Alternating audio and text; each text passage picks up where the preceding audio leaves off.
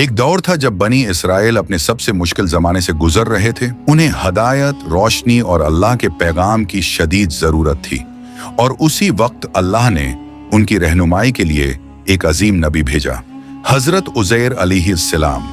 حضرت عزیر علیہ السلام نہایت نیک، پرہیزگار اور اللہ کے سچے بندے تھے۔ ایک دن جب وہ گدھے پر سوار تباہ شدہ بستی کے پاس سے گزرے تو انہوں نے دیکھا کہ ہر طرف کھنڈر ہی کھنڈر تھے۔ دل میں خیال آیا، اللہ اس بستی کو دوبارہ کیسے زندہ کرے گا؟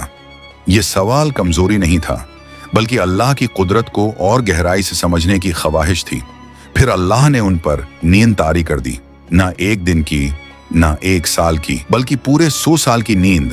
100 سال بعد جب وہ بیدار ہوئے تو انہیں لگا جیسے وہ چند ہی گھنٹے سوئے ہوں۔ پھر اللہ کے بھیجے ہوئے فرشتے نے ان سے پوچھا، کتنی دیر ٹھہرے؟ عزیر علیہ السلام نے جواب دیا، شاید ایک دن یا دن کا کچھ حصہ۔ فرشتے نے فرمایا، نہیں، تم تو 100 سال سوئے رہے ہو۔ اللہ نے اپنی قدرت مزید واضح کرنے کے لیے ان کا کھانا اور مشروب تازہ رکھا، لیکن ان کا گدھا ہڈیوں کے ڈھیر میں بدل چکا تھا۔ پھر حضرت عزیر علیہ السلام نے اپنی آنکھوں سے دیکھا کہ وہ ہڈیاں جمع ہونی شروع ہوئیں، ایک دوسرے سے جڑنے لگیں، گوشت چڑھنے لگا اور گدھا زندہ ہو گیا۔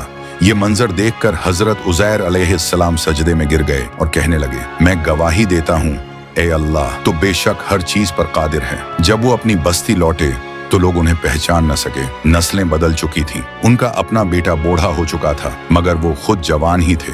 یہ اللہ کی ایک عظیم نشانی تھی جس نے سب کو حیران کر دیا۔ حضرت عزیر علیہ السلام کو اللہ نے بے مثال علم عطا فرمایا تھا۔ انہوں نے بنی اسرائیل کو دوبارہ تورات سکھائی، ان کی اصلاح کی اور ان کی گمراہی کو دور کیا۔ ان کا وجود ایک بار پھر اپنی قوم کے لیے ہدایت اور روشنی کا ذریعہ بن گیا۔ حضرت عزیر علیہ السلام کی پوری زندگی ہمیں یہ سبق دیتی ہے کہ اللہ جب چاہے زندگی دے، جب چاہے موت، اور جب چاہے پل بھر میں مردہ کو زندہ کر دے۔ اللہ کی قدرت کی کوئی حد نہیں۔